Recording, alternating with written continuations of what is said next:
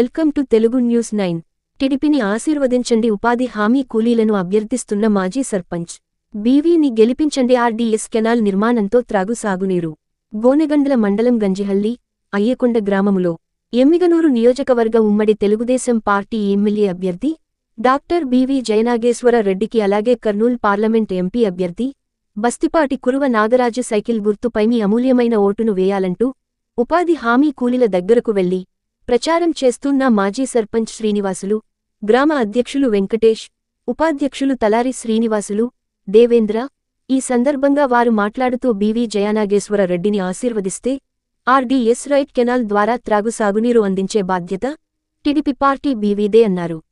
పొలాలకు సాగునీరు అందించడం వలన ఎమ్మిగనూరు నియోజకవర్గంలో ఇతర ప్రాంతాలకు వలసలు ఉండవని, మంచి పంటలు పండించుకోవడం వలన రాబోయే కాలంలో మన పిల్లల విద్యావంతులుగా మంచి భవిష్యత్తుకు బాటలు వేసుకోవచ్చునని, మన 3 గ్రామాలతో పాటు జిల్లాను సస్యశ్యామలం చేసే బాధ్యత తెలుగుదేశం ప్రభుత్వానిదని, నారా చంద్రబాబు నాయుడు ప్రాజెక్టుల నిర్మాణం మేనిఫెస్టోలో కూడా పెట్టడం జరిగిందని, ప్రజలు ఆలోచించి ఓటు వేసి అభివృద్ధి చేసే నాయకులకు పట్టం కట్టాలని, పథకాల శాశ్వతం కాదు, నూతన ప్రాజెక్టు నిర్మాణం, త్రాగు సాగునీరు వంటి పనులు శాశ్వతమైనవని తెలిపారు.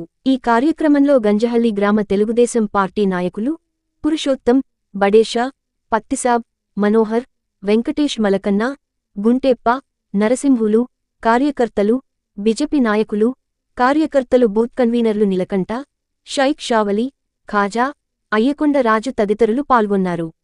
తెలుగు న్యూస్ 9తో విలేకరి సురేష్. వ్యవసాయానికి లేవు, తాగడానికి కూడా చాలా ఇబ్బంది పడుతున్నారు.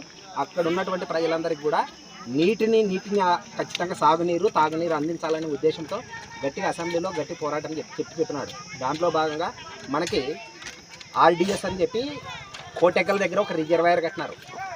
మొదలుపెట్టి 2000 కోట్లు దాన్ని శాంక్షన్ చేస్తే పనులు స్టార్ట్ చేసినారు.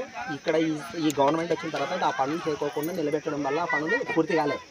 అందుకోసమని ఈ జయనాగేశ్వర రెడ్డి వచ్చినాడు అని అంటే 100% మనకు మాత్రము ఆ పనులు పూర్తయినాయంటే దాదాపుగా ఎక్కువ శాతం లేకోకుండా తాగునీటికి, సాగునీటికి 3 గ్రామాల మీద మంచి ప్రత్యేక దృష్టి పెట్టినటువంటి వ్యక్తి కాబట్టి ఆయనకు మనం చేసే సాయం ఒక్కటే ఓటు. వేసే ఓటును ఉపయోగించుకునేటట్ల మన గ్రామానికి అందరికీ ఉపయోగపడాలని అంటే మనం అందరం ఆలోచించి ఓటు వేసినామనంటే ఖచ్చితంగా అది మన గ్రామ భవిష్యత్తును మారుస్తారు. సరే, మనం అందరం చెప్తున్నారు, కానీ ఆయన దృష్టి వేరు, చేసే వ్యక్తి వేరు, చేయలేని వ్యక్తి వేరు. అందుకోసమని మనం చేసే వాళ్ళ కోసం మన వంతు ఓటేసేదాన్ని మనం నిరుపయోగం కాకోకుండా ఉపయోగపడే విధంగా తయారు చేసుకుంటూ ఉంటే మన గ్రామం బాగుంటాం. అందరం మన గ్రామం ఇప్పుడు బాగుండేది కాదు, మన ఈ పిల్లల యొక్క భవిష్యత్తు బాగుంటుంది. మనందరికీ వయసు దగ్గర కాతున్నది, మన వరకు డిస్పెక్ట్ రేపు ఈ పిల్లల యొక్క భవిష్యత్తునైనా మనం వాళ్ళ కళలను నెరవేరుతారు. అందరూ మనం ఇట్లే చేసుకుంటూ పోయి వాళ్ళు ఏదో చెప్తున్నారు మనం ఓటు వేసుకుంటూ పోతే ఆలోచన చేసి ఓటు వేసినామనంటే ఖచ్చితంగా అది ఎప్పుడో ఒకసారి మన భవిష్యత్తును మారుతుంది.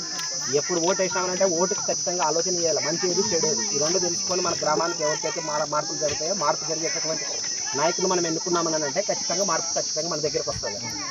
ఓటు మనం వేయలేకోకుండా మాకేం జరగలేదని చెప్పి మనం అనుకుంటూ పోయినామనంటే వాళ్ళు కూడా మనకేం చేయలేకపోతారు.